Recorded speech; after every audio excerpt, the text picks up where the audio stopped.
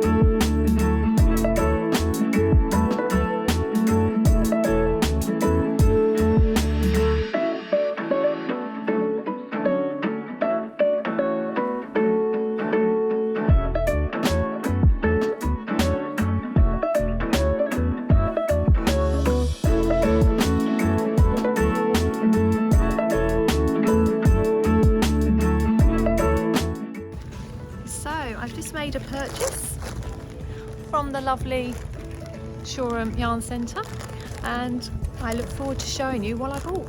So what did I buy? Now you might have seen a little sneak preview I think in the video when I came out of the yarn shop from this little paper bag that's slightly ripped I think. So what I ended up getting, this is a bit rustly this bag, is some King Cole Merino blend 4-ply wool. You can see there.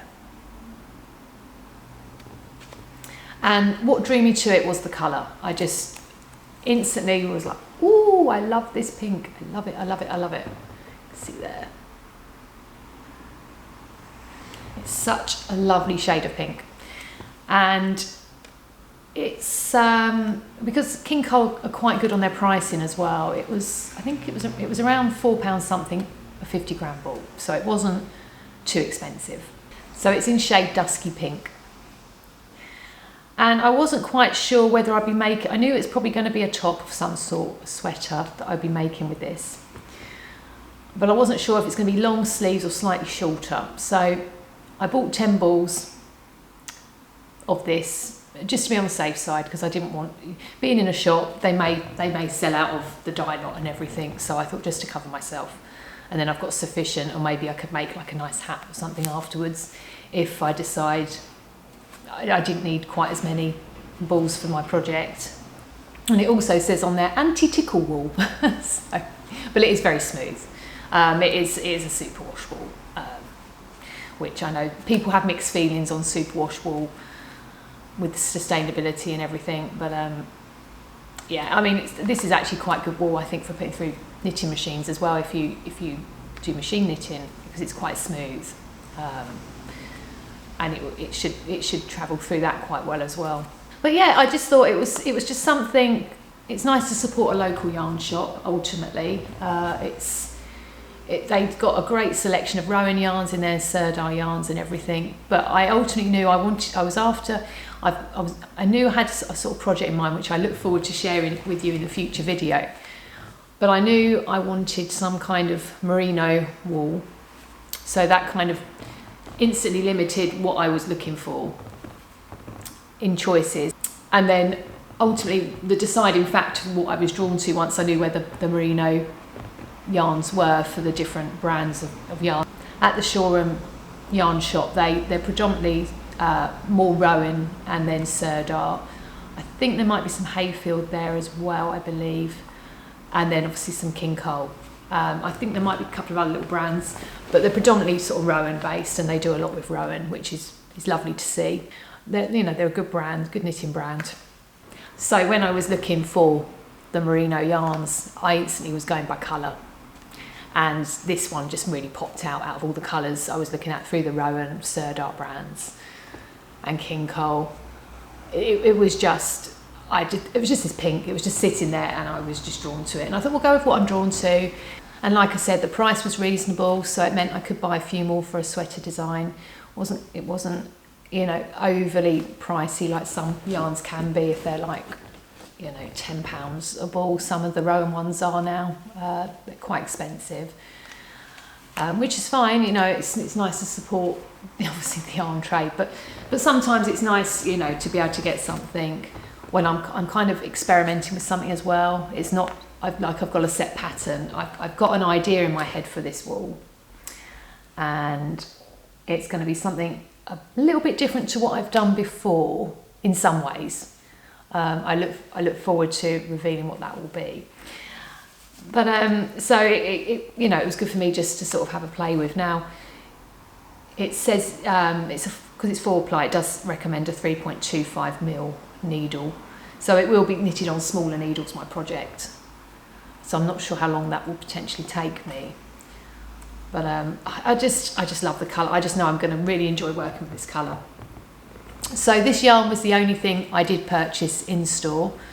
There wasn't anything at that moment in time that I was drawn to get as well. The only thing was I do hand smocking as well, like hand smocking embroidery on clothing that I enjoy doing for a hobby and for some clothes for myself. And there is a new project that I wanted to do, but I stupidly forgot to bring some of the fabric with me to sort of compare, because they sell the DMC Moulin embroidery threads in there, and I forgot to bring the fabric with me on my trip.